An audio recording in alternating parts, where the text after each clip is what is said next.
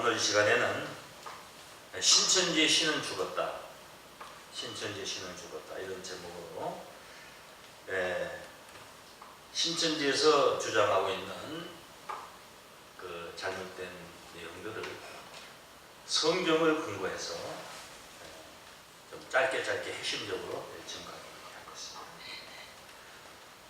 먼저 이 신천지 교회는 신천지 예수교 증거장막 성전.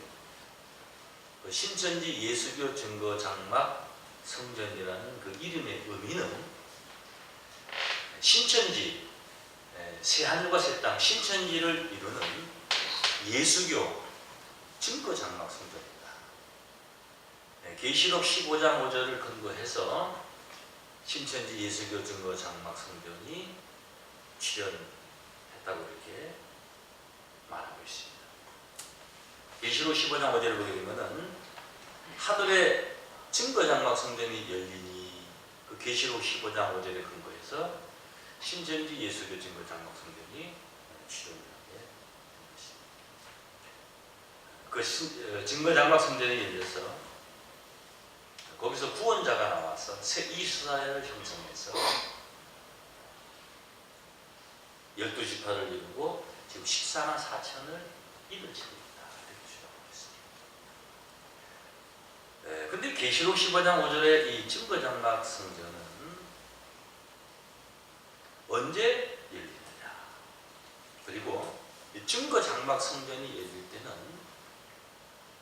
구원의 역사가 없습니다. 제한뿐입니다.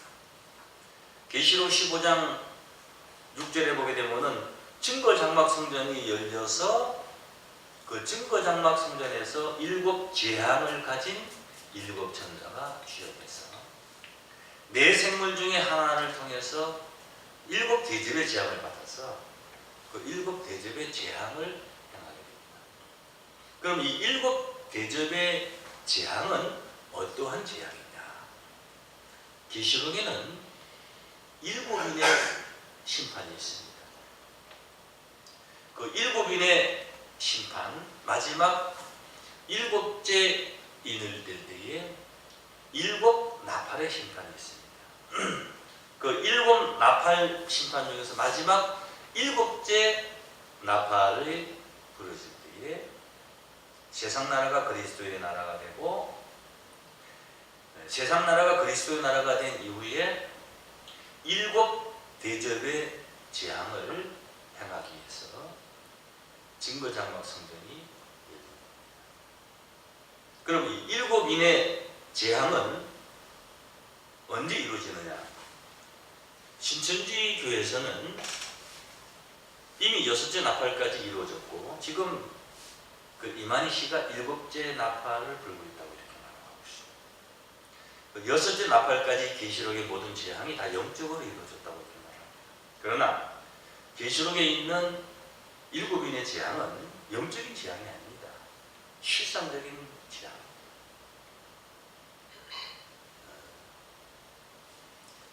마태복음 24장 22절에 보게 되면은 육체의 구원을 위해서, 택하신 자들의 육체의 구원을 위해서 그 날들을 가내주는데 이는 전부만 혼란이다. 그러니까 이 계시록의 재앙은 전부만 혼란, 육체의 심판입니다.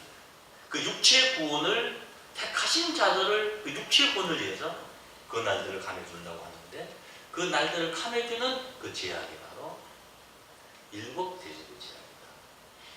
그러면 이 7 대접의 재앙은 언제 이루어지느냐?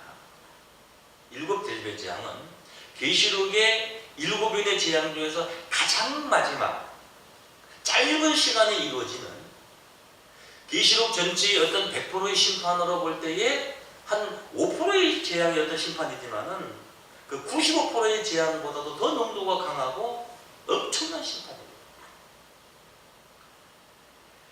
이 7인의 재앙은 계시록 9장 4절에, 계시록 9장 4절은 7째 인, 5째 나팔, 첫째 화때의 재앙인데, 이런 말씀이 기록되어 있습니다. 입맞지 아니한 자들만 해하라. 입맞지 아니한 자들만 해하라. 풀과 나무와 감옥은 해하지 말고 입맞지 아니한 사람들만 해하라. 이렇게 기록되어 있습니다. 이 말씀은 이 7인의 재앙은 인치는 역사가 끝난 이후에 입맞지 아니한 자들을 심판하는 재앙이라는 것을 깨닫기를 바랍니다. 계시록 6장에는 첫째 인부터 여섯째 인까지 이루어지게 되어 있습니다.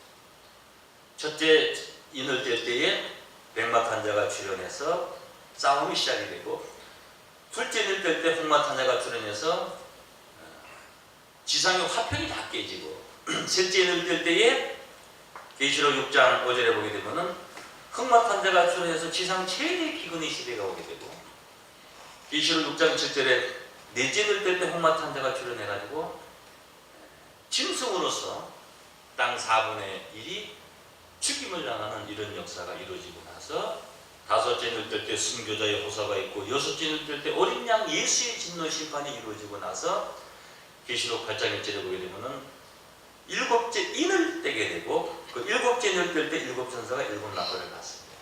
그래서 첫째 나팔, 둘째 나팔, 셋째 나팔, 넷째 나팔이 불 때마다 3분의 1씩 죽임을 당하는 그런 심판이 이루어지게 되고, 계시록 8장 13절에 그 넷째 나팔이 불고 난 이후에 공중에 날아가는 독수리가 나타나서 화와 화가 있습니다. 이는 이후에 새 화를 가리켜 말합니다. 다섯째, 여섯째, 일곱째 나팔은 새 화의 재앙이다. 첫째, 둘째, 셋째, 넷째 나팔은 그냥 나팔 재앙이고, 이후에 새 화의 재앙이 있다는 것은 다섯째, 여섯째, 일곱째 나팔은 새 화의 재앙이다. 그래서 계시록 9장 1절에 다섯째 천사가 나팔을 부니 하고, 계시록 9장 11절에 12절 말씀 보게 되면 첫째 화는 지나갔으나, 그래서 다섯째 나팔의 재앙을 첫째 화의 재앙이라고 말하는 줄로 믿습니다.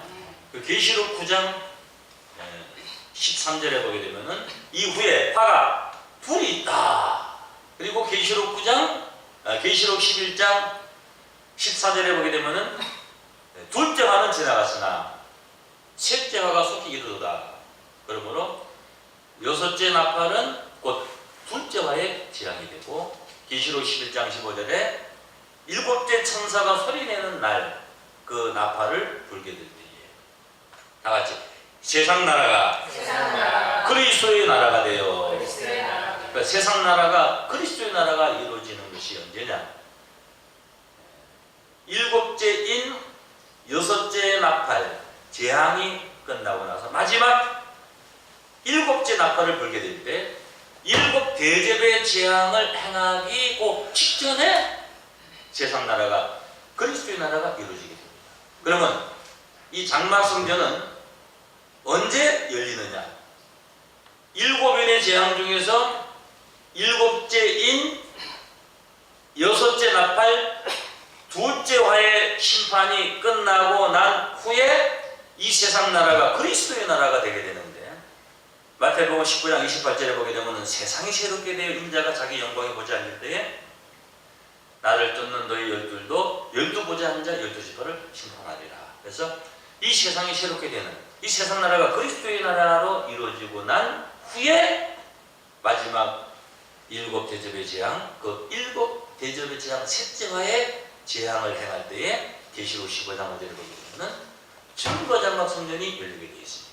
그 마지막 재앙을 행하기 위해서 증거장막 성전이 열렸을 때 일곱 천사가 마지막 일곱 대접의 재앙을 가지고 그 성전에서 나와서 네 생물 중에 하나로부터 그 금대접 일곱을 받아서 마지막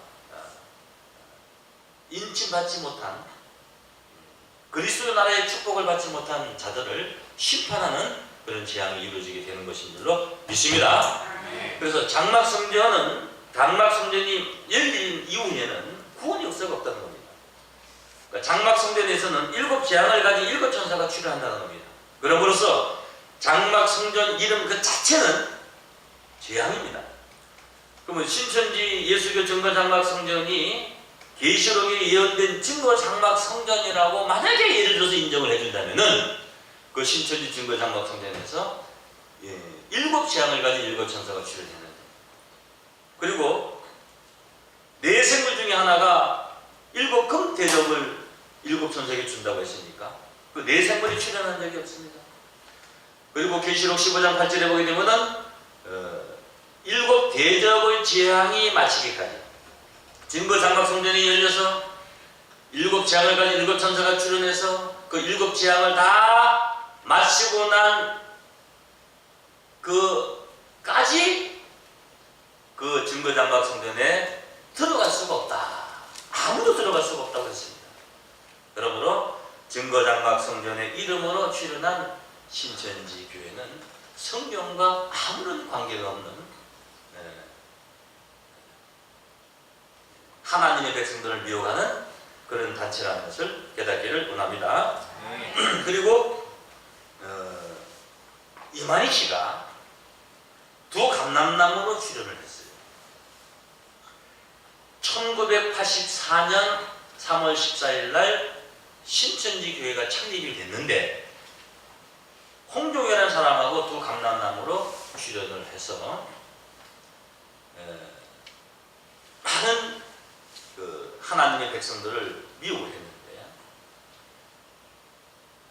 이 홍종이하고 2 감람나무 출연해가지고 둘이서 서로 다퉈가지고 갈라져서 홍종이라는 사람은 자하문에 있는 교회를 세워가지고 자칭 재림에서 만왕의 왕 하나님이라고 이렇게 말을 하고, 이만희 씨도 또 백마탄자, 보혜사, 또 생명나무라고 이렇게 주장을 해요.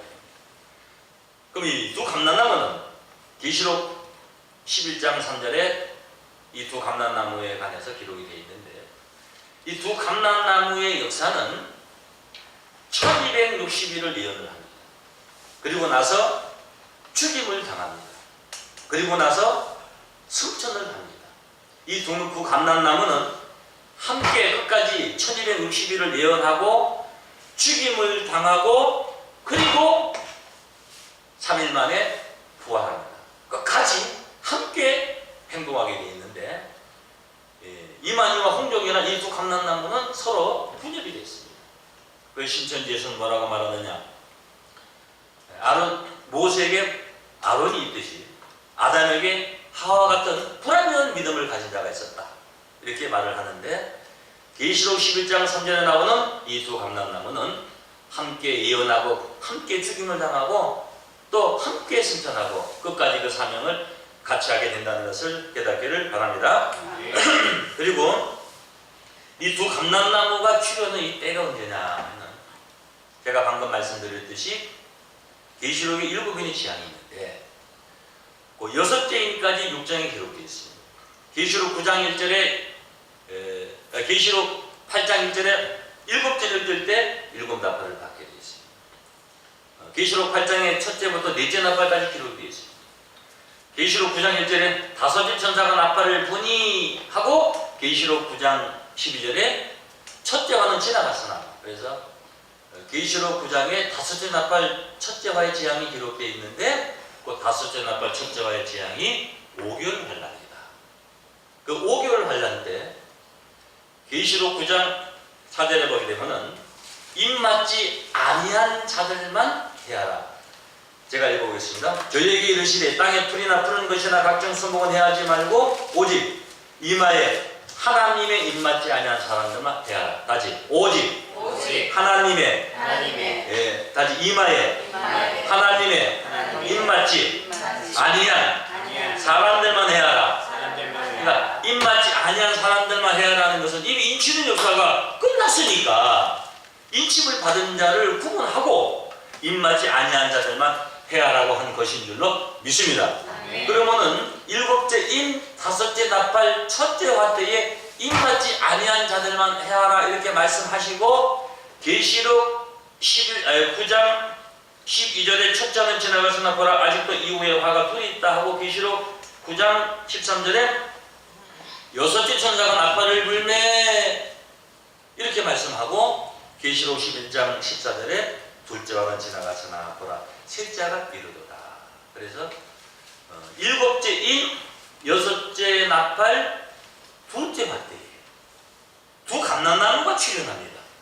그러면 두 감람나무가 출현했을 때는 입맞지 아니한 자들만 패하는 다섯째 나팔 첫째와의 재앙이 있고 난 다음에 여섯째 나팔 둘째와 때 두 감람나무가 출현하니까 인치는 역사가 끝나고 난 이후에 계시록의 실상적인 일곱인의 재앙 중에서 일곱째인 다섯째 나팔 첫째와의 재앙이 끝나고 나서 두 감람나무 출현해야 되는데 이만희 씨는 신천지교회가 창립할 때 홍종이라는 사람하고 또 감람나무를 출현해서 새 이스라엘을 형성해서 12지파를 이루어서 인치는 역사를 지금 행한다고 하니까 이 계시록에 예언된 이루어지는 섭리하고는 전혀 반대로 지금 성경을 말하고 있다는 것은 그거는 실상적인 예언을 성취하는 것이 아니고 계시록을 자기 멋대로 해석했다는 것을 깨닫기를 바랍니다. 그래서 계시록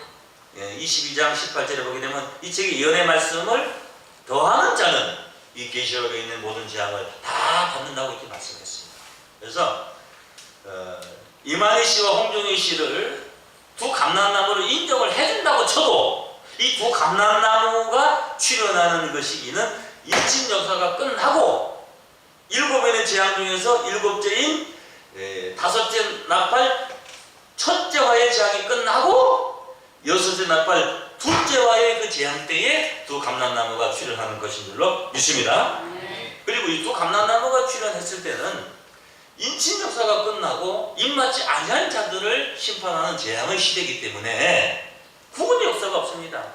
그래서 두 감람나무는 하늘문을 닫고 물을 변하여 피가 되게 하늘문을 닫는다는 거거든요. 신명기 28장 12절 보게 되면 하늘문이 열리면 하늘에서 때를 따라 비를 내려가지고 축복을 받게 되어 있는데 하늘문을 닫는다는 것은요, 그거는 심판의 역사, 저주 역사입니다. 물을 변하여 피가 되게 한다는 것은 뭐냐? 만약 물이 피가 된다면요, 그거는 어떻게 살 수가 있습니까? 진리를 비진리로 바뀌는 이런 심판, 재앙의 시대가 바로 두 감람나무의 시대다. 그래서 두 감람나무는 하늘문을 닫고 물을 변하여 피가 되게 하고 그 입에서 불이 나와서 수많은 자들을 소멸시키는 이런 재앙의 일만 행하기 때문에 그 붉은 벼옷을 입고 출현합니다. 붉은 벼옷은 상주가 입는 옷입니다. 그것은 초상집에서 입는 옷입니다. 성경에 에스겔 9장 4절에 보게 되면 가는 벼옷을 입고 출현하는 서기관의 먹그릇을 찬 사람은 하나님의 백성들에게 그 목으로서 인을 치는, 목은 예수 피를 상징했는데 하나님의 말씀으로 인을 치는 구원의 역사를 행했지만은 계시록 11장 4절에 나와 있는 두 감람나무가 붉은 벼옷을 입고 하늘문을 닫고 물을 변하여 피가 되게 하고 그 입에서 불이 나와서 입맞지 않냐는 땅에 거하는 자들을 심판하는 이 역사는 재앙의 역사입니다. 그래서 두 감람나무의 역사는 구원의 역사가 없습니다. 두 감람나무는 인친 역사가 끝난 이후에 출현을 해야 됩니다. 그러나 이만희 씨는 두 감람나무로 출현을 해서 인치는 역사를 행하고 있으니까 이것은 계시록의 예언과 거꾸로 된 잘못된 거짓 예언임을 깨닫기를 바랍니다. 그리고 이만희 씨가 일곱 머리 열불 짐승을 자신이 싸워서 이겼다. 그래서 이긴 자로서 새 이스라엘을 창출해냈다. 이렇게 말합니다. 그리고 지금 12지파를 만들어서 14만 4천은 인을 친다고 이렇게 말을 합니다. 그 일곱 머리 열불에 관해서는 성경의 예언하고 아무런 상관이 없는 옛날 유지열 씨 그 과천의 장막성전을 인수했던 일곱 교단의 목사를 일곱 머리라고 그러고, 그리고 그 소속에 의해서 세움을 받은 10명의 장로를 열불이라고 해서 그 일곱 머리 열불 짐승이 실상적으로 이미 출현했고 그 일곱 머리 열불 짐승을 자신이 싸워서 이겨서 이긴 자가 됐고 그리고 새 이스라엘을 창조시켰다 이렇게 말을 하지만은 과연 이 계시록의 일곱 머리 열불 짐승은 언제 출현하느냐? 출현의 시기에 대해서만 제가 말씀을 간단히 드리겠습니다. 계시록 13장 1절에 보면요, 바다에서 한 짐승이 나오는데 뿔이 열이요 머리가 일곱이라. 이 바다에서 일곱 머리 열뿔 짐승이 출현을 하면은 42달 동안 권세를 얻어서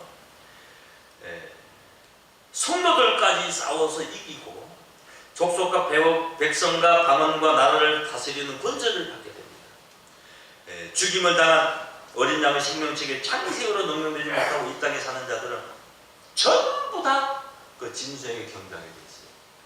그러면은 즉 이 땅에 있는 자들이 일곱 머리 열두 짐승에게 경배한 적이 없습니다. 그런 역사가 아직 나타나지 않았어요. 계시록 14장 1절에 바다에서 올라오는 일곱 머리 열두 짐승의 출현이 시기 때는 언제냐? 다니엘서 7장 2절에 보면 하늘의 네 바람이 바다로 몰려옵니다. 계시록 13장 1절에는 바다에서 짐승이 올라오고 계시록 13장 11절에는 땅에서 짐승이 올라옵니다. 근데 먼저 바다에서 올라오는 짐승이 일곱 머리 열두 짐승인데 다니엘서 7장 2절에 하늘 네 바람이 바다로 몰려보니까 이 바다에서 네 짐승이 올라옵니다. 그 첫째, 둘째, 셋째, 네 번째 짐승이 가장 강하고 악랄한 자인데 첫째, 둘째, 셋째 짐승을 발로 밟고 찍고 심판하고 가장 강한 자로 서게 되는데 그 네 번째 짐승이 뿔이 열입니다. 그래서 이 다니엘서의 하늘에 네 바람이 불고 나서 네 짐승이 출현하고 그 네 번째 짐승이 바로 열뿔 가진 짐승인데 이 일곱 머리 열뿔 짐승이 언제 출현하느냐? 하늘에 네 바람이 바다로 몰려볼 때에 일곱 머리 열뿔 짐승이 출현하게 되었어요. 그럼 이 하늘에 네 바람이 불 때가 언제냐?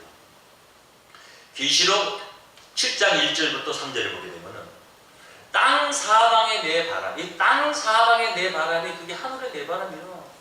땅끝이 하늘 아닙니까? 땅 사방의 네 바람, 이 하늘의 네 바람이 언제 이 바다로 불고 계시록 7장 1절에 보게 되면은 네 천사가 땅 사방의 네 바람을 붙잡고 있는 겁니다. 땅이나 바다나 각종 나무에 풀지 못해요. 계시록 7장 2절에 보게 되면 해 돋는 곳에서 하나님의 인을 가진 한 천사가 하나님의 인간도장을 가지고 올라가서 인을 치는 역사를 행한다고 합니다. 계시록 7장 3절에 보게 되면 우리가 우리 하나님의 종들의 이마에 인치기까지 땅이나 바다나 나무나 해하지 말라 하더라. 같이 우리가 우리 하나님의 종들의 이마에 인치기까지 땅이나 바다나 나무나 해하지 말라 하는 이 말씀은 땅 사방의 네 바람, 이 하늘의 네 바람, 바다로 몰려불면은 일곱 머리 열뿔 짐승이 출현하는데 이 네 바람이 언제 부느냐? 우리가 우리 하나님의 종들의 이마에 인치기까지 이 네 바람을 놓지 마라 이렇게 말씀했으니까 인을 치는 역사가 있고 난 다음에 하늘의 네 바람, 땅 사방의 네 바람이 몰려 불고 일곱 머리 열두 짐승이 출현하게 되어 있는 줄로 믿습니다. 그러니까 순서가 해 돋는 곳에서 하나님의 인이 올라오고 그리고 우리가 우리 하나님의 종들의 이마에 인을 친다고 했으니까 인을 치는 역사가 있고 나서 땅 사방의 네 바람, 그 하늘의 네 바람이 땅과 바다를 해하기 위해서 그 심판의 바람이 불게 돼 있고 그 네 바람이 불고 난 이후에 즉시 바다에서 짐승이 올라오고 계시록 13장 11절에 땅에서 짐승이 올라오게 되어 있습니다. 다시 말하면 순서가 인치는 역사가 끝나고 네 바람이 불고 그 다음에 일곱 머리 열두 짐승이 출현하게 되어 있는 줄로 믿습니다. 그런데 이만희 씨는 자신이 계시록 7장 2절에 해 돋는 곳에서 인을 가지고 올라온 천사라고 말을 하면서 일곱 머리 열두 짐승을 심판하고 이긴 자로서 새 이스라엘 형성해서 인을 친다고 해요. 그러니까 이것도 계시록 순서를 모르는 엉망진창 자기 멋대로 엊그제로 해석한 말씀임을 깨닫기를 바랍니다. 다시 제가 말씀드린 순서가 살아계신 하나님이 인이 해도는 곳에서 올라와서 우리가 우리 하나님의 종들을 임하여 인을 치기까지 땅이나 바다나 남은 해하지 말라고 했으니까 인을 치는 역사가 이루어지고 난 이후에 하늘의 네 바람, 땅 사방의 네 바람이 불게 됨으로써 땅과 바다를 해하는 심판의 역사가 있게 되고, 그때 바다에서 일곱머리 열두 짐승이 올라오고 땅에서 새끼와 같은 짐승이 올라오게 되는 것인 줄로 믿습니다. 네. 그리고 이만희 씨가 또 본인을 백마탄자고 이렇게 말합니다. 계시록 19장 11절에 충신과 진실이다. 백마와 탄자가 있으니 충신과 진실이다. 충신은 충성된 믿음을 가진 자고, 진실은 그 충성된 믿음을 가진 자의 예수님이 탔다는 거예요. 예수님이 탔다는 거예요. 그래서 예전에 이만희 씨가 이충진 목사다 이렇게 얘기를 한 적이 있어요. 충성과 자기가 충신과 진실이래요. 그리고 계시록 6장 1절에 나오는 그 백마탄자와 계시록 19장 11절에 나오는 백마탄자를 동일한 인물로 보고, 계시록 6장 1절에 나오는 그 백마탄자를 또 예수로 보고 있습니다. 백마는 이만희시고 탄자는 예수다. 그래서 자신을 예수가 탔다 이거예요. 자신을 예수가 탔다. 그래서 자신이 예수님의 말씀을 받아서 예수의 사명을 감당하고 있다. 그러니까 말로는 본인이 재림주라고 말을 안 하지만은 그게 자기가 재림주의 역사, 구원의 역할을 지금 하고 있다. 이렇게 말을 하고 있는 거예요. 근데 계시록 19장 11절에 나오는 백마탄자고 계시록 6장 1절 2절에 나오는 백마탄자고는 전혀 다릅니다. 계시록 19장 10절에 나오는 백마탄자는 많은 연류관을 가지고 수많은 백마군대가 그를 따르더라 이렇게 기록되어 있고, 계시록 6장 1절에 나오는 백마탄자는 자기 하나의 연류관을 받고 출현하게 되어 있어요. 그리고 계시록 6장 1절에 나오는 이 백마탄자는 계시록 6장 3절, 5절, 10절에 나와 있는 흑마, 청황색 말탄자와 동등한 동쪽에 있는 백마탄자라는 것을 먼저 여러분들이 이해를 하고, 이 계시록 6장 1절에 나오는 이 백마탄자를 신천지에서는 틀림없이 예수로 보고 있습니다. 계시록 6장 1절에 나오는 이 백마탄자가 예수가 아니라는 그 근거를 그 계시록 6장 1절 2절 그 내용에서 그냥 바로 우리가 확인할 수가 있습니다.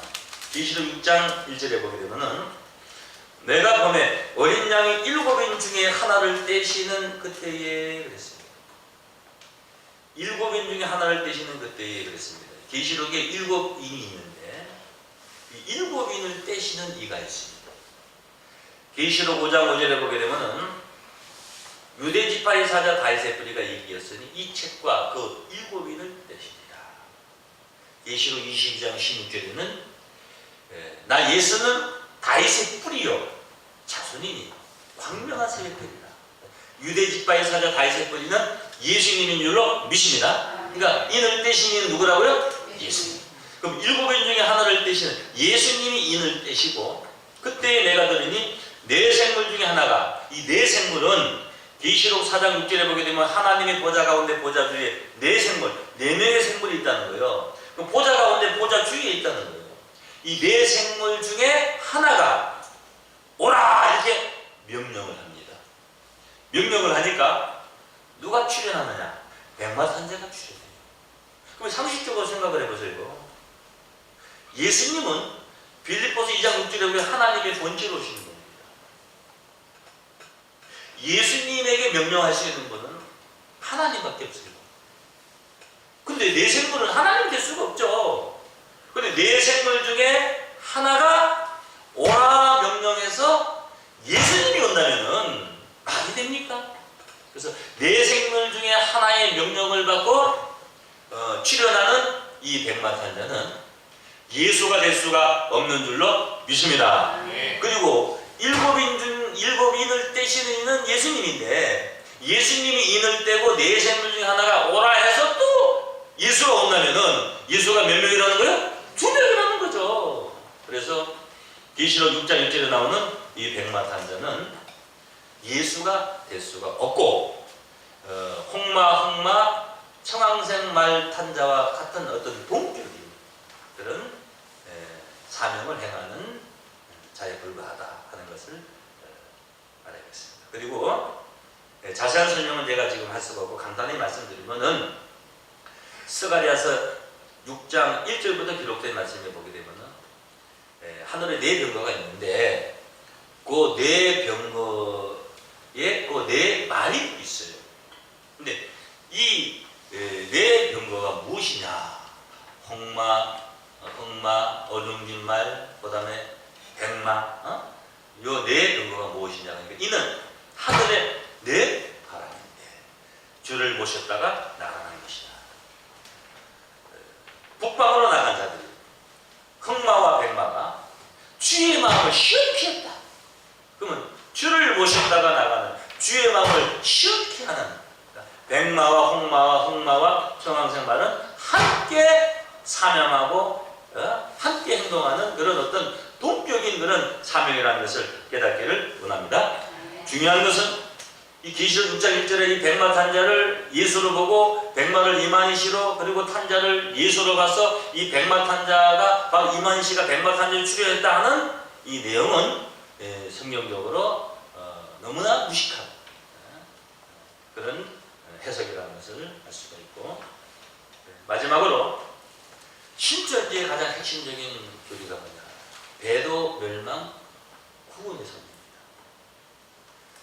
그리고 배도자 멸망자 구원자를 실상적으로 증거했다고 해서 그 실상을 입는다 이렇게 말합니다.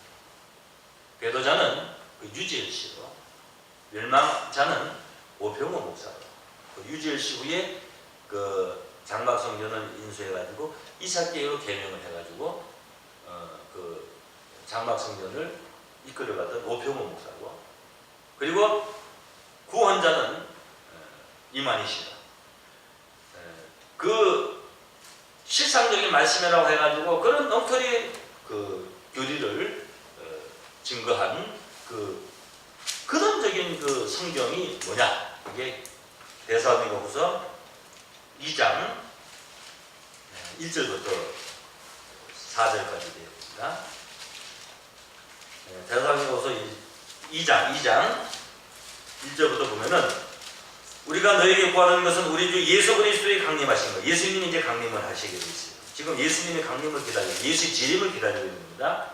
우리가 그 앞에 모이면 예수님이 재림하시면 모일 거 아닙니까? 혹 영어로나 혹 말로나 혹 우리에게 받았다는 편지나 영어로 예수님이 재림했다. 또 말로 우리에게 예수님이 뭐 재림했다. 그 다음에 편지로 뭐 예수님이 재림했다. 예를 들어서 여화정인들은 1914년 영적으로 예수님이 재림했다. 통일교는 뭐요? 원리방문 이런 그런 통일교 교리서를 통해서 문선명 씨가 재림예수라는 것을 증거하고 있습니다. 또 구인회와 안상원 같은 사람들은 말로써 이 재림예수라고 출연했다고 이렇게 증거를 하고 있는 겁니다. 이렇게 말을 하고 미혹을 하고 있어요. 주의 날이 이렇다고 시동심하거나 그렇다고 시동심 그 마음을 움직이거나 두려워할 필요가 없다 이거예요. 누가 아무렇게 하여도 다지 너희가 미혹하지 말라. 미혹당하지 말라 아니고 이렇게 미혹하지 말라 이거예요. 왜? 먼저 배도하는 일이 있고 이건 뭐예요? 예수님의 강림이 앞서서 먼저 어떠한 사건이 있다는 거예요. 그게 뭐냐? 배도. 배도라는 것은 등배자의 길도자입니다. 그러니까 진리를 등을 돌린다. 진리를 등을 돌린다는 거예요.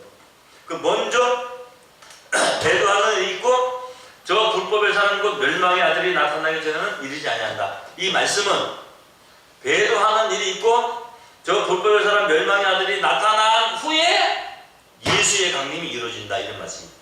이 말씀을 근거로 해서 신천지에서 배도자 유재리가 출연했고 멸망자 오평호가 출연했고 그 실상으로 뭘 증거하고 이뤘기 때문에 이만희 씨가 구원자로 나타난 것이다. 재림이수라는 것이기에 들어서 이게 얼마나 엉터리고 무식한 내용인가를 제가 바로 이어서 증거해 드리겠습니다. 먼저 배도하는 일이 있고 라고 했습니다. 그리고 다시 불법의 사람. 먼저 배도하는 일이 있고 하는 것은 뭐냐? 그 배도하는 일을 행하는 무슨 사람이요? 불법의 사람.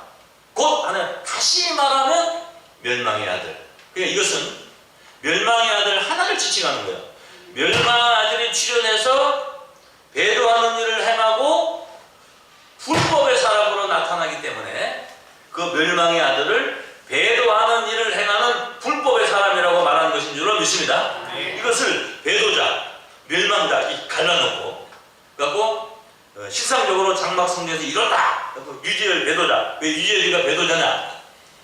계시록 12장 5절에 여자가 아들을 낳으니 이는 철장으로 만국 다시를 낳으라. 그래서 이만희씨 자기가 철장으로 만국을 다스리는 심판자, 구원자인데 그 유지열 씨가 자기를 낳았다 이거요. 유지열 씨가. 근데 자기를 낳을 때는 참된 목자였는데 자기를 낳고 세상으로 광야로 도망갔다 이거요. 그러니까 배도자라 이거지.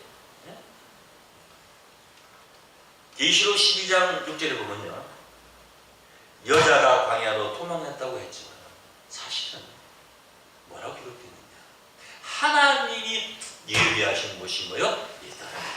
그러니까 사실은 도망하는 것이 아니고 하나님이 예비하는 곳으로 간 것입니다. 그리고 계시록 12장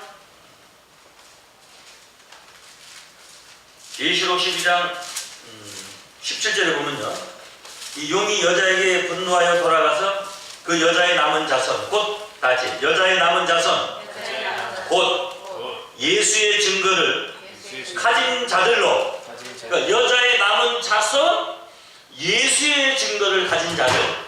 그러니까 여자의 남은 자들은 예수의 증거를 가진 자들이요. 믿습니까? 네. 그러면 이 여자는 바로 누구냐?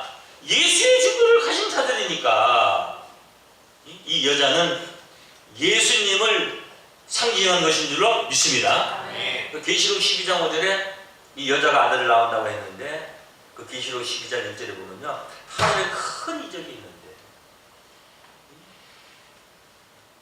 장차 첫장으로 만국을 다스릴 이 아이를 낳으신 이 여자가 해를 입었다 그랬어요. 이 해를 입은 여자가 누구냐? 마태복음 19장 2절에 보게 되면은 변화산성에서 예수님이 해와 같이 빛났습니다. 골로새서 1장 15절에 예수님은 하나님의 형상으로 오신 것인 줄로 믿습니다. 시편 84장 11절에 하나님은 해를 상징했어요. 해를 입었다는 것은 하나님의 영광으로 오셨다는 거예요. 예수님이 누구 영광을 했다고요? 하나님의 영광. 12별의 멸류관을 썼다는 것은 이 별은 다니엘서 12장 3절에 선지자들을 주의했어요. 많은 사람을 옳은 대로 인도한 자는 별같이 영원토록 비친다 그랬어요. 예수님은 12제자를 통해서 하나님의 뜻을 이 땅에 펼쳤습니다. 그리스도의 12사도가 없었다면 오늘 기독교는 존재할 수가 없습니다. 예수님이 십자가 지고 부활하셨어도 예수 그리스도의 12사도를 통해서 오늘 이 기독교가 형성된 것인 줄로 믿습니다. 그 초대교 역사를 통해서. 그래서 예수님의 그 12멸류관이 바로 예수님 12제자를 통해서 역사했던 겁니다. 그 발 아래 달이 있다는 것은 시편 89장 37절에 보게 되면은 궁창의 확실한 증인, 저 확실한 궁창의 증인이 누구겠어요? 예수님 외에는 없습니다. 예수님이 바로 하나님의 증인이요 궁창의 확실한 증인인 줄로 믿습니다. 그 궁창의 확실한 증인 달같이 그랬어요.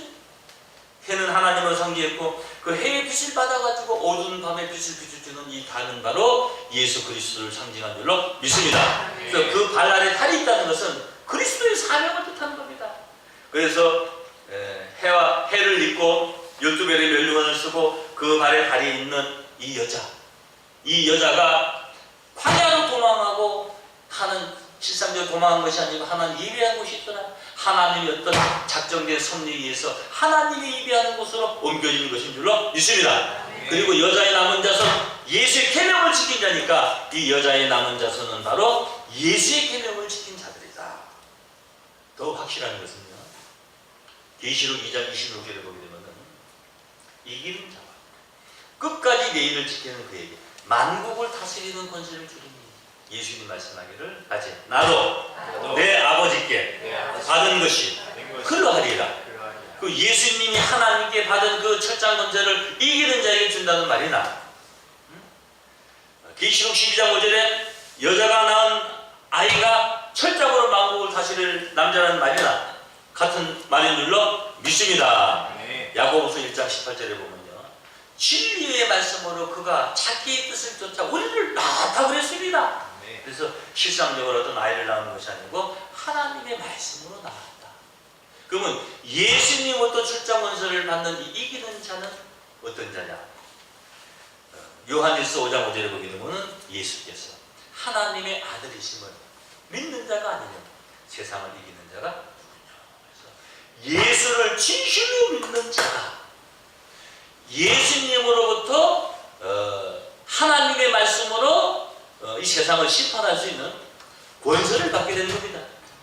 여러분들도 예수를 진실로 믿는 자로서 예수를 끝까지 지키고 이기는 자로서 하나님의 말씀으로 이 세상을 심판할 수 있는 자가 될 수 있다는 것을 깨닫기를 원합니다. 그래서 이 베드로 유지열 씨가 이만희 씨를 낳을 때는 참된 목자인데 세상으로 도망갔다 이거예요. 장막 성전을 버리고 광야로 도망갔다 이거예요. 그러니까 이게 배도자다 이거지. 거짓 목자들, 선에 속한 자가 악을 쫓아서 거짓 목자가 됐자 이거예요. 데살로니가후서 2장 3절에 나오는 이 섭리는 배도자 멸망자가 따로 있는 것이 아니고 배도하는 일을 행하는 저 불법의 사람 멸망해야 돼요.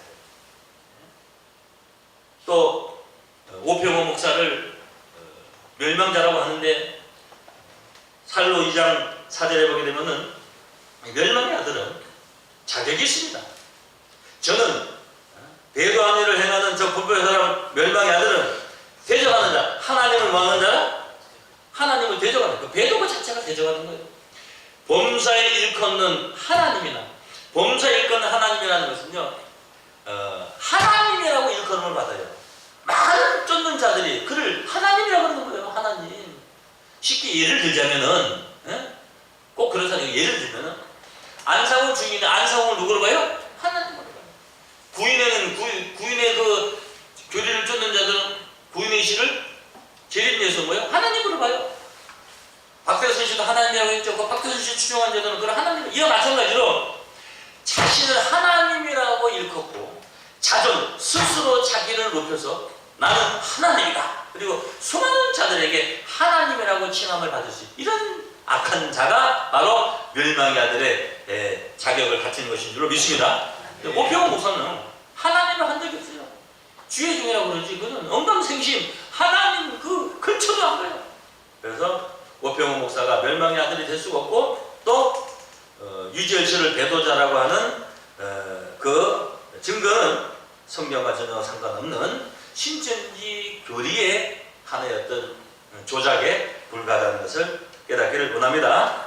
그러므로 배도자 멸망자를 엉터리로 증거한 이만희 씨는 구원자가 될 수가 없어요.